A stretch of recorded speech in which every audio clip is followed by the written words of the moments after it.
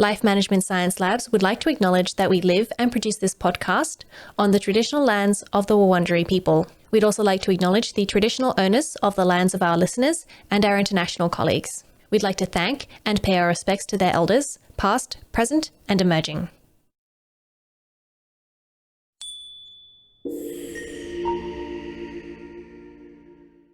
Hi everyone, and welcome to Room by Room, the Home Organisation Science Insights podcast, produced by LMSL, the Life Management Science Labs. We are champions of life management science, providing structured insights informed by science and inspired by practice on key aspects of conscious living. Each week we bring you scientific and practical insights on each element, with expert knowledge from professionals in the field. I'm your host, Gabriella Joustra, coming to you from Naarm, Melbourne, Australia. Let's get started. Hi, and welcome back to the podcast.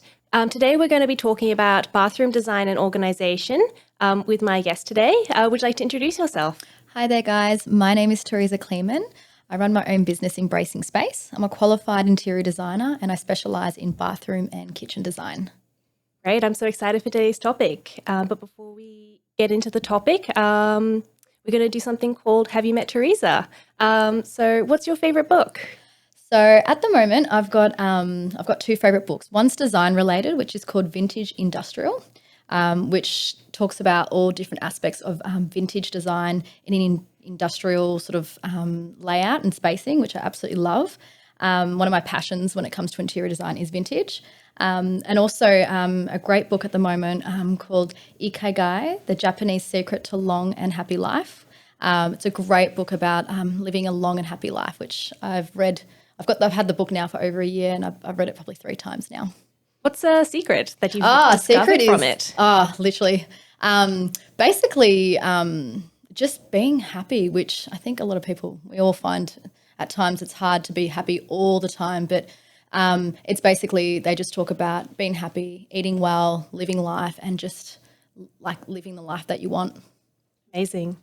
What's a movie you've seen recently? I literally just saw Elvis and I loved it. I actually didn't know too much about his story, so it was really good to sort of learn about his life. But also I didn't realise he struggled so much, so it was sad. It was sad to see, but it was a really good movie. I really loved it. Yeah, I don't know much about him either, but I really want to see the movie. Oh, watch it. It's really good. I highly recommend it. It was really cool. Just got to get into the cinemas. Yeah, that's it. Yeah. Is there a podcast you're listening to? Yes, there's one that I listen to on a weekly basis. It's called Living 4D with Paul Chek.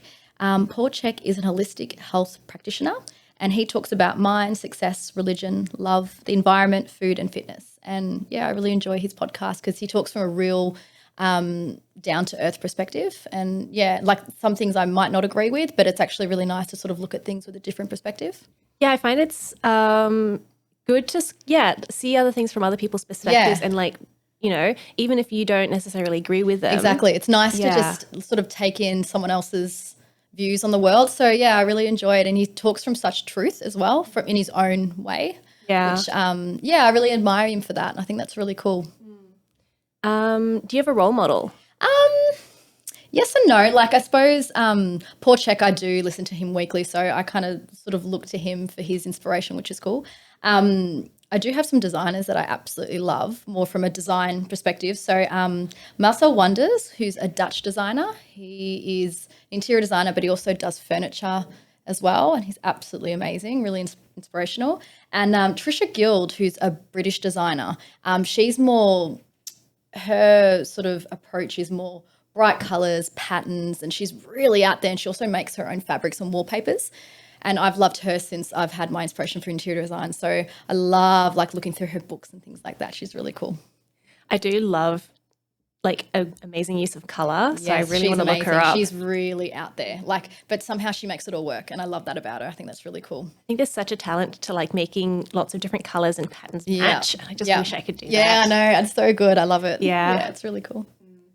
Is there a course that you've completed? At the start of the year, I did beginner's course with Reiki with Deanne Matthews. So she has her own little practice in Paran, and I did that over a weekend, and that was heaps of fun. What's Reiki? Reiki is so basically it's more the spiritual side of things. So it's learning about sort of crystals and your sort of connection with other people and healing and things like that. So I've always been a massive fan of that kind of stuff. So I decided to do a little beginner's course. Not that I want to practice in Reiki, but it was more just so I understood more about what Reiki was about and learning more about how people and energies connections and things like that. Can you use that maybe in your interior design practice?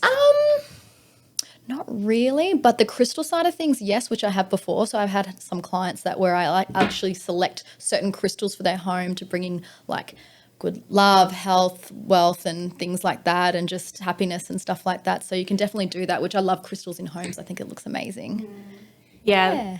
I love bringing together like different sides of different things. Yes. Yeah. And also sort of some clients might not be into that type of thing, but then once you introduce it to them, they're kind of like they're open to it, which is it's sort of like another way of looking at, like, it's a different perspective to looking at things, which I think is kind of cool. So that sort of brings us into what's home organization. Yes, which without it, how do we function? I sort of see it like that. Home, like, I find it really important. Like, I've walked into homes where you can't even see the floor, like literally things. I'm talking like from the front, the minute you've walked through the front door, you cannot even see the floor. And then I think what happens is clients, they get in a rut and they get into a routine, and then it's almost like they start to look at things like they can't even function, and they're like, they think, oh, you know what, it's so long gone that I can't even, how am I supposed to fix this? And I suppose then there's certain, like, not so much me, because I guess I'm more of an interior designer, but like there are people out there that can come in and literally just like clear everything up and sort of make it more functional for clients. Which sometimes I do help clients with that type of stuff, especially if I'm working with especially kitchens. Like sometimes I walk into a kitchen and literally there's stuff all over the bench, there's cupboards full of stuff that they've had for 20, 30 years. And I literally come to them, I'm like, you actually have to get rid of this stuff. Like, we're going to do a brand new kitchen. You've got to get rid of it. Same with bathrooms, you know, I walk into a bathroom and there's just like towels from 20 years ago, all sorts of stuff that they've kept. And it's literally, I've just come in and it's just like, you've got to get rid of all this stuff. But yeah, it's good. So when you start with a client, do you actually start with everything still in there? I guess I imagined it was already empty. Yeah.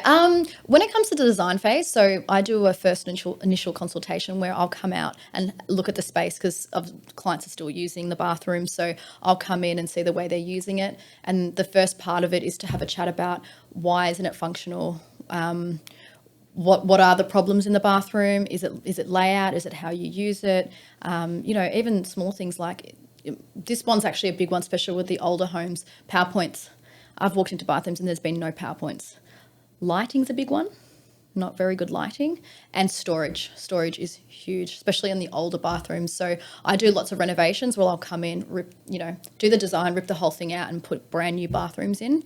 But there's lots of challenges with that, if it's a concrete floor, solid walls, you've got a lot of people want mirror cabinets in the walls and not sticking out, and how do we add more storage? And there's lots of sort of little hiccups that can come along the way. So I think that's why doing what I do works really well, because I literally will put the whole design together and then hand that over to a builder, and the builder builds it. Okay, yeah.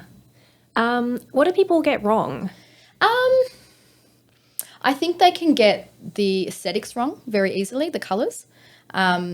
Especially if they're like, it's amazing how many people I've met while doing my job who are colourblind, like actual colourblind. Like, I'll show them something and they're like, that's not that colour. And it's really interesting. It's like, oh, wow.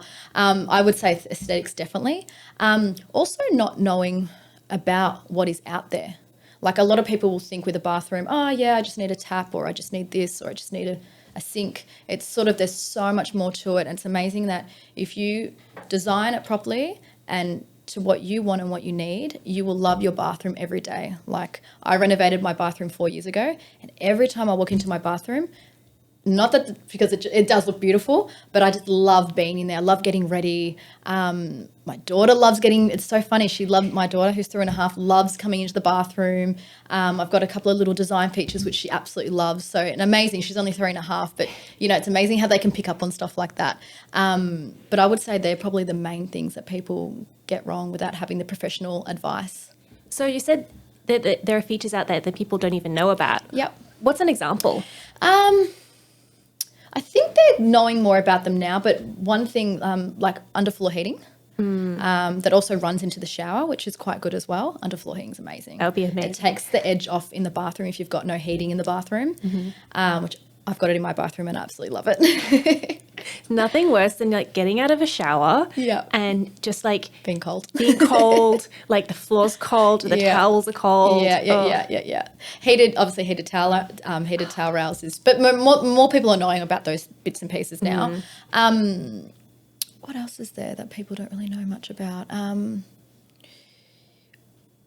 Probably I would say a lot of people think, oh, you just need a shower head. But then it's amazing how once you start talking to people about how they shower and how they use the bathroom, all of a sudden, a shower rail, which is a handheld shower that you can take off the rail. It's not just good for rinsing your body if you don't want to wash your hair, but it's also good if you want to clean the shower. So you can scrub the whole shower down or the bath and then literally rinse it down. So there's little tricks like that that a lot of people that just, they just think it's just a bathroom, but it's really the way you live. It's amazing how it can... Especially it's the first room we use when we wake up in the morning as well, or whether you're having breakfast first or not. But generally, if you're going straight into the shower, it is the first room that from once you wake up that you're using. So I personally think it's really important that it's a space that you love and you enjoy and it sort of makes you happy in that kind of way. Yeah. Just thinking about my bathroom, I'm renting, so I don't get to decide many things, and it's not that nice a place. Yeah. I know it's hard when it's not your own, but when it is your own, I think it makes a big difference. Yeah, I think that would be one of the dreams, is to have an amazing bathroom. Yeah. So I guess we've already touched this a little bit, but what is bathroom design? Bathroom design is getting first of all would be getting the layout right to suit the people that functioning in there. So it's amazing how if you've got a bathroom that serves 5 people, which might be husband, wife and 3 children, as opposed to a bathroom that might just be serving the husband or the wife, or it might be just a kid's bathroom. It's amazing how different those rooms can be, especially if one's got a bath, one doesn't, how many people are using the room. So initially when I consult my clients, the first part of it is the design brief. So really understanding about the space, the actual room space, and how much space we actually have, who's using the space, and how we go about making sure that everyone that is using the space is actually going to get what they want out of the space as well. So making sure there's storage for everyone, aesthetics, all that kind of stuff is just making sure that it's sort of catering for everyone. And also when you resale, I think it's really important. A lot of my clients will build and renovate to stay. Technically, they'll be staying for sort of more than 10 years. So when I'm designing, I'm really designing for the client, which is really, really nice because you really get to know people, and also creating a space for people is such a beautiful feeling, like especially when it's all finished. I love going in and seeing the bathroom straight after, like it's just, and how much they love it. So that's I find that so inspirational. Yeah. So as you said before, bathroom is where a lot of people sort of start off, and that's where they start their day. So how does bathroom design affect the whole home environment? Definitely because it's it's definitely one of the first rooms that you sort of start using every single day. It's also a room that you're using multiple times as well. So it's not just like, hey, I'm having a shower or anything. We're using the bathroom quite a lot. So for me, how it, I think it's definitely important making sure that, I think it sets the mood, because before I renovated my bathroom, and this is just talking from personal experience, my bathroom was quite old, taps were falling off the wall, all sorts of things were happening. And I didn't, obviously being an interior designer, I was like, this bathroom is a nightmare. So I think sometimes when you're in situations like that, it can set a mood. Then it sets the mood for the rest of the day, and it can possibly also set the mood for the rest of the home as well. All of a sudden, you don't like the lounge room, or you don't like this painting anymore, and all of a sudden everything starts kind of happening. But the minute that you renovate and everything's new and it's to what you want, you learn to live and love in the space more as well.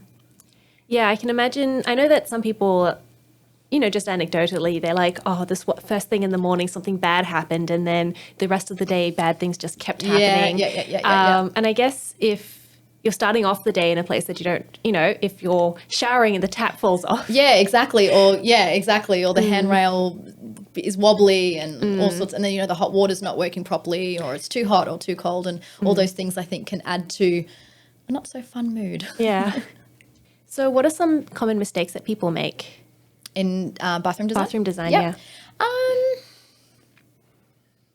I think it's the finer details. Like, for example, you might not, how can I explain? A shower niche is where you put shampoo bottles, and we do a cutout in the wall, and that's where you put your shampoo bottles, and you'll normally see them above baths, in showers. I personally love when you miter the edges of the tiles so you get that really nice finish on the edge of your tiles. A lot of people will just put a trim around it, which is a bit cheaper. But it's little details like that can really make or break a bathroom. And I guess it just depends. With a lot of the bathrooms that I design are sort of mid to high end. So I'm talking like beautiful tiles, beautiful tapware, like really nice bathrooms. So I think the attention to detail for those type of bathrooms is really important. Also heights of your fittings. So for example, shower head heights, handheld heights, where your mixer goes, your taps, if they're coming from the wall or from the bench, all those type of positions, you can get them wrong really easily. Like you can put the bath tap too high or too low, and all of a sudden you can't wash your hands. Lighting, I'd say lighting's a big one as well. But definitely, and also when it comes to vanity designs for underneath your basin, making sure that you're utilising all the space under there. So drawers are fantastic. Depending how big the vanity is, I always say to clients, do a couple of drawers, but it's not a bad thing to have a cupboard, because it's amazing how you can fold up some towels and there might be something tall that you can't get in and all that kind of stuff. That's especially if you can't do a mirror cabinet, or they don't want a mirror cabinet. Mirror cabinets are great for essentials. So any bottles that can stand up will go in the cabinet on the wall. And I'm not sure how to say this. How do you get things right? How do I get things right? Must be from experience. Yeah. How do I get things right? What's interesting, someone's right might be someone else's wrong. And I guess that's why I love specialising in bathroom design, is because I might design a bathroom for a particular client, but it might not be what another client wants. So I think it's about getting it right for the particular people that are utilising the space and living in the space. So, and that's why you probably hear a lot where people buy houses and they're like, oh, I don't like that bathroom, or oh, it's missing this, it's missing that. It's because we can't just tailor. There's not one specific person you can tailor to. We all live completely different. Like someone could come into my bathroom and go, oh, nah, there's not enough storage, or, there might be something that just doesn't suit them. So I think it's about getting it right for the client, no matter what it is. So it might not be my right, but it's their right. So it just depends.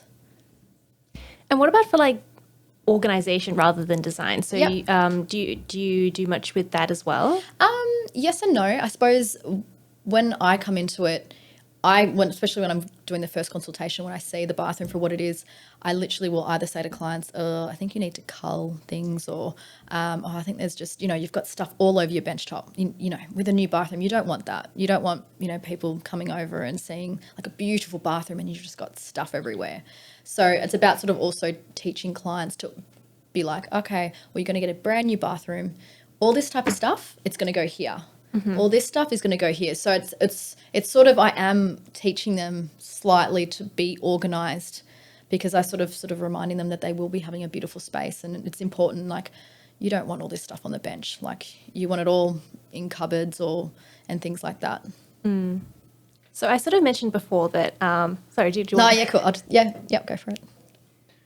So I mentioned before that I rent. So what are some things that we can do as renters? Yes. So I have had I've even had a few friends actually come to me and go, look, I'm renting, what can I do to the place? So there's lots of things you can do.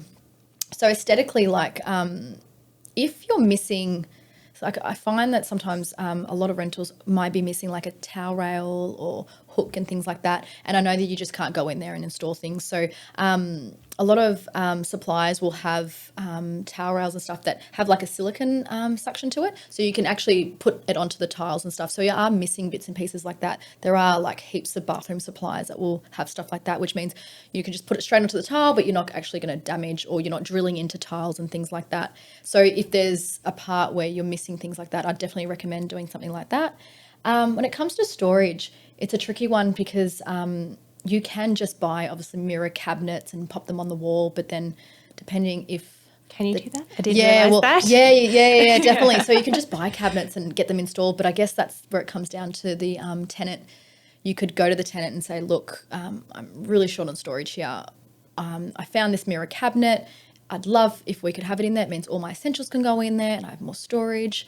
Can we install it? And hopefully the tenant will say yes, because it will add value to their bathroom. So whether you leave and someone else comes, 9 times out of 10, someone's going to want more storage in a bathroom. I've also actually IKEA have some really cool little bathroom trolleys. They're actually really cool. So you can put all your essentials and hair dryers and things in the trolleys, and they just move around. So if you have space in the bathroom, you can just pop them on the side. What else can you do? Look, if a tenant lets you paint, you can always paint the walls. If the tiles don't go up to the ceiling, it could add a little bit of interest to the bathroom, which is quite nice as well. I suppose aesthetics are just small things like, plants and, more of those decor things, cool towels and things like that can really sort of just bring the bathroom to life, even though it's not really your taste, or it's not obviously a space that you can, renovate or anything like that. But those little things can make a big difference. I guess even if you can't change the layout of the bathroom, Yeah, if you that's have it. lovely towels, you can still feel a bit luxurious. Definitely. And look, I think most tenants want their most homeowners that have tenants, they want them to be comfortable and stuff. So I think if you say to them, look, it's not working, what can we do? I'm sure, the little, like adding a mirror cabinet can make a big difference. So my bathroom is actually quite small. Yep. If you put your arms out. Yeah, you might touch the walls. Touch both walls. Any suggestions there? So is it a shower, vanity and toilet, or? So it's a shower and bath. Yep. With a small vanity Yep. with a mirror. Yep. And we've also got the washing machine in there. Yep. The toilet's in another room. Yep. Yeah. So it's just a mirror on the wall? Yeah. It's also got a cabinet. It's a cabinet in it as well. And you need more storage? Is that what it's just very cluttered in there. Very cluttered in there. Yep. Yeah. Just the spacing is small. Yeah, it just feels small whenever I'm in there. Is it quite light coloured or is it dark coloured? It's sort of beige. Beige. I was going to say, because obviously the lighter you go, it actually gives you the impression that the room's bigger. So I generally will, you just want white walls, everything white, just to sort of make it feel more bigger. Is it tile all the way up to the ceiling? No, it's just like 3/4 or to the floor. So it's like a little skirt tile on the floor, maybe. Not sure. No, I don't know okay. all the different terms. Because my thoughts are you could just paint and just go like a white, like a light, like a more of a warmer maybe that white. would be nice. Yeah. So that's what you'd suggest for... Yeah, definitely, because it's hard because you can't really change the layout or do anything, but just to make it give you the illusion that it's actually bigger. So just going sort of like a white, like even... be careful not to go like too white because it can be quite stark. So if you're saying that it's more beigey tones, I would recommend more of a warmer white. So for example, throwing a colour off the top of my head just because I know my Dulux colours, Dulux Natural White. It's got a lot of warmth in it. It's a beautiful colour. It's not stark. It's not cool. It's got a nice amount of warmth without it being too overpowering. So it could create probably a nice contrast with your beige tones. Yeah. How would you suggest like storing electronics? So they were talking about phones and things like that. Like hairdryers and stuff. Or definitely, like toothbrush chargers. Yeah, definitely. So toothbrush chargers off the bench, 100%. So I always put mine in the mirror cabinet. So depending how many toothbrushes there are and things like that, I'll put a double on one side and then a double on another. Because if there's multiple people with toothbrushes, then you need to make sure there's a point for all of them. And then you got to think about plugging in a hairdryer, plugging in a straightener, and all of a sudden you're at 3 or 4 points very quickly. Yep. So depending how many people are using the bathroom, I will advise how many power points there should be. So that would definitely be putting them in mirror cabinets. And then basically with the mirror cabinet, you just do a little, like when the cabinet maker makes it, you just do a little gap and you follow the cord through so you can plug in a hairdryer, close the door so you still got the mirror in front of you and blow dry and straighten your hair. Yeah, so there's little tricks that you can do. That's a great idea. Yeah. I never thought about putting a PowerPoint in the mirror. Really? But it makes so much so sense good. because that's where you would keep your toothbrushes. Yeah, that's it. Yeah. And they're not hidden. Like, I think can look so horrible if you've got this beautiful bathroom and all of a sudden you just got all these toothbrushes and sitting on the bench. Like, it just doesn't, it's nice to have them tucked away so they're just charging and you don't have to worry about them. The other thing that always, I don't know, grossed me out a little bit was like toothbrushes out and like the toilets there. Yeah, see all of that. For example, I keep mine all in the mirror cabinet. The only thing I've got on my bench is hand wash, hand moisturizer, and then I've got a beautiful pot plant next to it. So, and then I don't hang my hand towels. I just have them sitting on the bench. So it's I think it's more of an aesthetic thing that I've got it like that. How do you turn bathroom organization into a habit? It really comes down to the person. They really have to. I definitely find that once clients renovate and have a beautiful bathroom, they are more inclined to actually looking up because they love the space and they absolutely love where they are. They're more inclined to actually wanting to make it look good and like stay like that. Also, hire a cleaner if you can. That saves the trouble of cleaning. Really, I think the one thing that clients always say to me is, I hate cleaning, and less grout lines. So the smaller the tiles you have, the more grout lines you have, especially in the shower. Being a wet area, it's always wet, so you're more prone to mold and all that kind of stuff. So the more grout lines you have, the more of that is gonna evolve. So big tiles means less grout lines, which means less cleaning as such. And also, I think once you have a bit of a routine, it'll become a little bit more enjoyable because it's a beautiful bathroom as well. I generally find that clients will say, oh, actually, I don't mind cleaning it because it's beautiful, and so there's more enjoyment in that. Whereas when you've got an old bathroom, especially when grout is falling out and it's stained and there's mold, but you can't get the mold out anyway, and all that kind of stuff, people just like, no, not interested. Like it's the biggest chore of their life. Especially like our lives are so busy. The last thing people want to do is sit there and clean a bathroom and a kitchen. Yes, I feel like you've just described my... I hate being in my bathroom, so I don't like cleaning that's it. You know what I mean? Like, but yeah. I can imagine if you had like a beautiful bathroom that you absolutely loved, like there's more enjoyment in that to actually be like, oh my God, like cleaning it. There's more because you're just like, oh, it's beautiful and it's easy to clean as well because it's brand new. Yeah. You're setting the pace for the cleanliness of it. Because I think I've got to walk through shower, and I reckon because every time I shower, I squeegee everything down to make sure there's not a lot of water because it's the water and the what's it called? The like soap? No, when when you have a shower and the fan's on, humidity. That's what I was trying to say. Yeah. So there's that and the water that creates mold and all that kind of stuff. So that's why I squeegee everything down, and I probably clean my shower maybe once every 4 or 5 months. Yeah, because I squeegee everything down. Yeah. And from day dot of having the bathroom new, I've kept on top of all that. Yeah.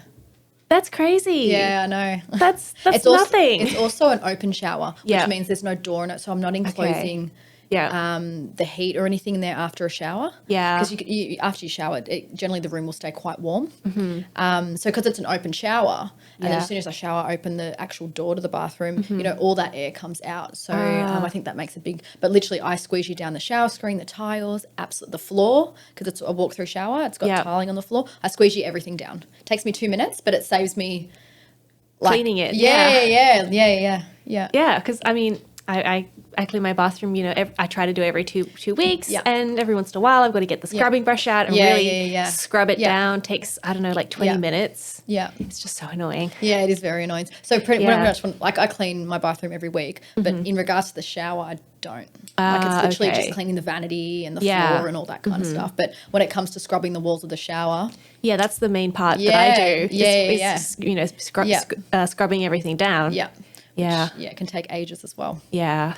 So your tips, you've got some great tips. So like bigger tiles. Yeah. I think you said also a handheld shower. Yeah, so you can scrub everything down and rinse it all down. That's something I have with mine as well. It's fixed in place, and I'm kind of trying to splash all the water onto the walls to get all the soap off. Yeah, well, what I used to do, because I used to have that too, I used to go out into the laundry, fill the bucket up with water, and then come in and then literally bucket all the walls. It was a nightmare. And I was like, when I designed my bathroom, obviously because bathroom designer anyway, I was like handheld shower all the way. But I've got two. So I have a shower head and then I also have a handheld. If I want to wash my hair, I'll use the shower head. If I don't want to wash my hair, I'll just use the handheld to rinse. But then also, obviously that's still good for like cleaning the shower as well. Yeah, and also we had a dog and... Yeah, well then I've got clients that do that too. Yeah, definitely. So put him in the bath. Well, that's it. You can hose him down. Yeah.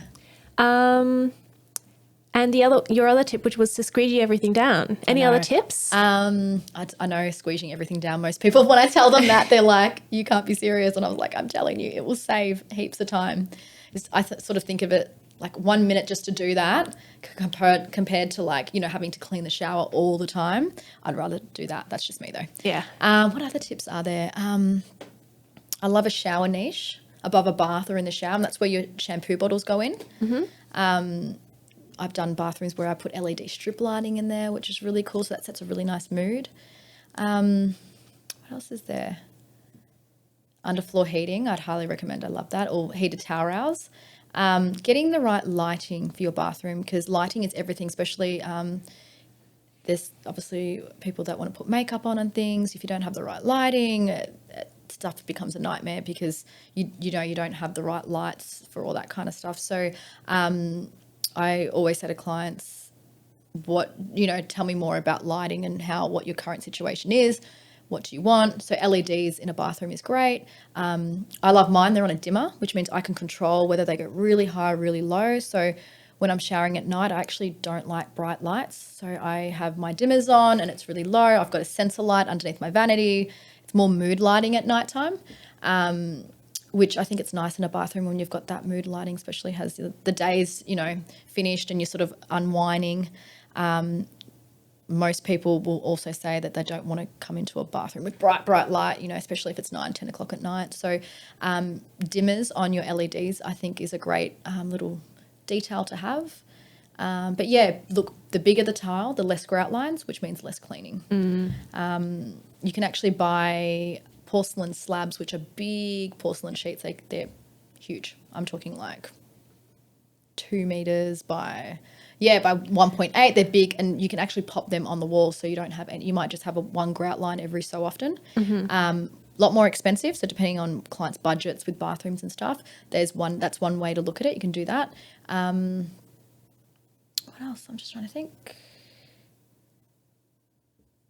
Tiling to the ceiling. I think that makes the bathroom feel bigger as well. So I always say to clients, if you're going to renovate and spend the money, tile all the way up to the ceiling. I guess that's just a bit more expensive because you got to buy the tiles. Yeah, that's it. And also labour costs with the tiler, that's more expensive. All that plays into it. So again, I'm also very driven sort of by clients' budgets and things like that, because it's you can put together an amazing bathroom, but then get it costed and then it's crazy. And since COVID and everything, prices have gone up with renovating, which especially timber costs and things like that. So an average bathroom cost is a lot more now as opposed to it was sort of like 2 years ago. Oh, really? Yeah. Great. Yeah, I know. Yeah. Not so great, but it's I suppose my aspect is I do the design part and then I pass it on to a builder to build it. Yeah. So at the moment, especially in the last 6 months, I've realised how much things have actually gone up. Building costs, even tiles, tapware, all that stuff. Like everyone's sort of been hit with all that stuff. So by the time you add it all up, it's amazing. It's sort of, I think the industry is gone. Yeah, it's really expensive. So So that can sometimes put restraints with your budget. You know, clients want all this and then all of a sudden it gets costed and it's like it's way too expensive. So what's something that you do in your own bathroom? You said you designed your own bathroom. Yep. So how do you keep it organized, or are there any special features that you've added? So I've got pretty big mirror cabinets, which will hold all the essentials. So any bottles and things like that generally will go the toothbrushes go in there. I've got underfloor heating, so the heater panel goes in there because they're not the nicest things to look at when you've got them on the wall. So I like to hide that in the mirror cabinet. I've got drawers are really important, I think, in a vanity. I've got best of both worlds. I've got two very big drawers, but then I've also got a cupboard because I keep all my skin products in a big basket, and then the basket just goes in the cupboard. So it really depends. When it comes to this type of designing, it really is tailored to specific clients. Like I really nut into that and really understand how clients are using the space, so then I can design like to their needs. I have underfloor heating. When you come up to my vanity, the sensor light comes on underneath. So I technically never really turn the light on unless I need the light. But especially at night time, if I go into the bathroom, literally I just walk in and the sensor light comes on, and it lights up the room beautifully with that beautiful ambience lighting, that mood lighting. Yeah. That sounds amazing for like when you wake up in the middle of the night. Well, this is it. And, exactly. Like I always go in and I don't want to turn the light on. Yes, because you don't want to, disturb your sort of, you know, you're sort of still a bit sleepy. So if you put a bright light on, it sort of wakes you up a bit more. And that's exactly why I did the sensor light. So literally as soon as you come in, the sensor light comes on. I've timed it so it stays on for a period of time and then it will just turn on. But it's very easy. If it turns on, you just pop your hand underneath the vanity and it turns on. But I got it more for my daughter because I thought, growing up, when she needs to go to the toilet, you know, being little, she just needs to come into the bathroom and it will come on and then she can go to the toilet and then go back to bed. I guess at that age, is it hard to like reach lights? No, she's probably at an age where she can reach it because they're tall enough. Okay. But not just that, like I think that they wake up, they're a bit half asleep. They don't know really what's going on. They need to go to the loo, so they'll come around. So if for her, I feel it's great because she doesn't have to, so she literally just comes in, the light's on, she doesn't need to worry about where the light is or anything like that. So I love the sensor light, like it just comes on whenever it wants and it's nice. Very rarely, especially during the day, I hardly turn the light on. But I've also got a really cool feature that I've got in my bathroom is I've got a skylight above the shower. So when you're showering, you can actually look out to the sky. Nice. It's very cool. Yeah. Yeah. Pretend it's raining. Yeah, well, that's it. Yeah. Close my eyes, I'm in Bali. No, it's beautiful. Sometimes when I'm showering, I look up, I see birds fly over, I see rainbows, the sky, it's raining, all that stuff. I actually love that. So it's bringing a little bit of that nature into the shower area, which I love. So we've also got some questions from the audience. That's exciting. So the first question is, how should we organise a shared bathroom? Yeah. So shared bathroom. So I think it's important that everyone has their own section. So whenever I've designed a bathroom that maybe like 3 children are using, or it might actually be a bathroom that that's rented and there's 2 housemates that are using the space, I will generally say to them, look, designate the area to, like, don't share stuff because then things go missing and then all that kind of, it can get a little bit tricky. I would definitely recommend, the vanity might just go to one person, but the mirror cabinet, half the vanity might go to one person and then it's just sharing division. So if it's 2 mirror cabinet doors, one side is for one person, the other side is for the other. So keeping that sort of balance, but definitely not full sharing, like literally just designate areas of the bathroom for storage, or else you start using each other's things and you took this, I took that, that's mine, why is it there? Like, it can get really tricky. So I think if you can separate each other's spacing, I think it would be much more easier to organise. I think my mum did that when we were kids. Yeah. So my brother and I wouldn't fight. Yeah, well, that's it. Yeah, exactly. Yeah, exactly. How do you make a narrow bathroom look wider? A narrow bathroom. Look wider? Yeah. I think what we touched on before, painting. Yeah, so definitely. So light and bright is really important. I definitely recommend painting. What else can you do to make it? I think lighting will play a big part in that. So if you've got better lighting, it will make it feel more brighter and as well.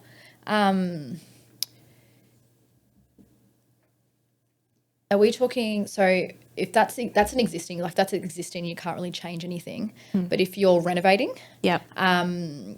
it's all to do with aesthetics. So it's with your tile choices and all that kind of stuff. So definitely lighter tiles, bigger tiles, and lighting is really important. So they will make all the bigger difference. What's the most relaxing colour for a bathroom? Whoa. Most relaxing. I would say the light blues and the sages, definitely. Those really sort of pastel-y tones with your whites and your timbers. Mixing those type of tones together creates sort of more of that haven feel. Timber's a big one. I think timber, like you'd probably see I'm not sure if you're into bathroom trends at the moment, but timber's huge at the moment. So anything that's got that natural sort of tonage, so timber vanities or all that kind of stuff is sort of really in at the moment. So creating that sort of really light, bright white, but then a splash of sort of that pastel-y, greeny blue tones. Even those terracotta tones are sort of coming through now. So we're sort of stepping away from grey bathrooms at present. So that's sort of been a big trend for the last few years. And now all of the warmer tones are coming through now from Europe. So more of those, I'm going to say beige, but it's not beige, but it's all those sort of really warm, sort of richer tones that are sort of coming through. Is there any colour you shouldn't paint your bathroom? A lot of people will say, don't go dark, don't go black, don't do any of that.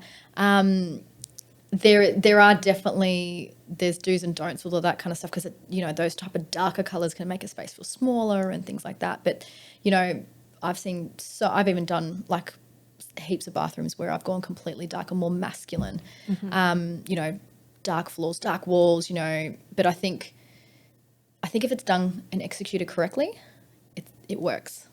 But it's all about also loving the space as well. So if there's a lot of people that love that moody feel, and then there's a lot of people that don't. So it kind of comes down to your taste and what you want, because I think it's just about, choosing what's right for you. For example, I have a client at the moment, she wanted to repaint her powder room. It's a very small space, literally a toilet and a vanity, a little basin with a hand mixer on it. And she's like, Teresa, I love this colour, and it was black. It's like a black, metallic black, really cool colour. Yeah. And I said to her, you know what? You love it? Go for it. And she sent me a little video a couple of days ago, and I was like, I love it. It looks really cool. And it suits her style and it suits who she is. And I was like, you know what? Go for it. If you love it, go for it. Don't be afraid. I feel like a lot of people are always restrained by, I can't do this and I can't do that. What I've seen in the last 5-10 years is people really coming out of their shells with design. And I love that. I think it's really cool that people are being a little bit more open to selecting, that bright tile or that's something that's, I love that. I think it's really cool to see that. It sounds like something I've noticed with people's style just in general is I love it when people really commit to something. Yes. I love it when people are just so unabashedly themselves. Yes, it's and good. I think even if maybe it wouldn't suit someone else, it suits them so much. And it's the same maybe with bathrooms. Definitely. Yeah. Definitely. I say it to my clients all the time. I'm like, don't be afraid. If you love something, go for it. Like, it's not the end of the world. There's nothing worse where you look back and go, oh, gosh, I should have done those tiles, or I should have done a feature, or, I was thinking too much about reselling. And it's like, but are you going to resell? And they're like, no. And I'm like, why are you even thinking of that? It's a classic tale of whether you should keep a bath or not, whether you should keep a bath in a bathroom. So many people say, I don't use the bath, so why should I keep it in there? And then 9 times out of 10, it's because, it's a family home. So technically everyone says that you need a bath in a home. But then generally I will say to clients, look, I understand all that. If you're looking at selling in the next 5, 10, 15, 20 years, then, okay, we probably need to incorporate a bath. But if you're staying here long term and this is it for you, don't do the bath if that's not what you want. So I have that battle with clients all the time. And it's really tricky because it really comes down to what they want in the end of the day. Yeah, I'm having that discussion with my mum because she's renovating her house. Is she? Oh, that's exciting. And she's like, I should do this, but it's not good for renovation. I'm like, Mum, you're going to be here for like 10 years. Just do what you want. Just do what you want, exactly. Like, just make the house how you want it. Exactly. And then, so the next person that renovates, they can add the bath back in. Exactly. I see that all the time, where people take baths out, they add them in. So I think it's just really important to follow what you want. Particularly because, like, You have to clean the bath. I know. Even if you don't use it, it just accumulates dust. Within a week. Like within a week, it gets dusty. Yeah.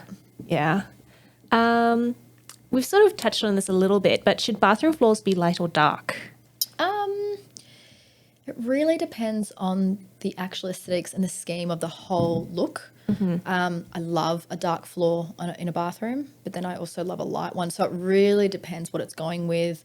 The other elements in the room, the vanity, tapware, all that kind of stuff.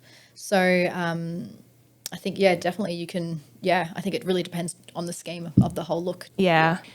So you said you're an interior designer. Yeah. Yeah. Do you want to talk a bit more about that? You said Yeah, you specialize in bathrooms and also kitchens. Yeah. So qualified interior designer. I finished my RMIT course in 2006. So it was a very long time ago. So I've been doing this for a long time. When I started, I didn't go straight into interior design as such. Like I didn't become an interior designer straight from school. I worked for a fabric house, worked for a tile company, then went on and worked for a bathroom renovator, worked for a builder. And then from the builder, I decided that it was time that I started my own business. So since 2016, I've had Embracing Space. So qualified interior designer. I cover all aspects of residential design. I love kitchens and bathrooms, so they're my main designing that I do, as well as laundries and powder rooms and things like that. But then I do the decor side of things, so I can come in and obviously do all the furniture and selections and basically anything residential design I can come in and help clients with. I also do new builds as well. So clients are building brand new homes. I'll come in and I will do the whole selection for the whole house. So that also includes exterior. So I'll do all the exterior colours, come in, do wall paints, flooring, like you name it. Anything that's internal is what I'll cover. But the only thing I do externally is just colouring because I'm not qualified to do I'm not an architect or anything like that. So I'm happy to choose colours for exterior, but that's sort of as far as it goes. I like to sort of stay in what I'm sort of qualified for, which is interior design. I guess you stay out of encountering any issues. Yeah, that's it. Because I'm not trained for that stuff. Like I feel like my main strength is design interiors. So, I walk into old homes, we'll rip out walls and redesign and maybe relocate and stuff like that. So that's where my strengths are. When it comes to exterior, I'm not an architect or anything or a building designer or anything like that. So I kind of like to stick to what I do best. Yeah. Yeah. That sounds like a lot of fun. Yeah, no, I love it. I've been doing it for a long time now. I'm so glad that I started my business in 2016. I haven't looked back. Yeah. It's great. I've got 2 designers that I sort of do a bit of work for me as well. So that's really good. I have them sort of in the background helping me on some projects. So, yeah, it's really good. What's your favourite aspect of the job? There's a couple. The first aspect, which I love, and I don't know how I do it, I just do it. I think it's just in my blood. I walk into a space and I can see what I can do with it. Like I know straight away. I can walk into a space and go, right, pull this out, do this, do that, move this here. I can just, if I close my eyes, I can actually see the space for what it is. So I love that aspect of it because it keeps my mind ticking all the time. And even after like a first consultation with a client, their project is just ticking in the back of my head. I've got like 1,000 projects in my head, but all of them are just ticking at different levels. So I love that aspect of it because it keeps my mind really challenged. And I just love it. Like it's ever since I was very young, I've always had this passion for like interior design. It's something, it's very hard to explain. I know I sound a bit crazy, but yeah, it sort of makes sense a little bit. There's that aspect of it. And the best, which I love because it makes my heart so full, is when, and it might not be when the project's finished. It might just be when the project's sort of nearly finished or maybe halfway through. If a client texts me and they just like, I absolutely love, like, the tiling might have been laid. And then I get a beautiful text message saying, oh my gosh, the tiles that we chose, like they love it. And then, and I'm like, oh wow, you haven't even seen it finished yet. Like wait till you see it finished.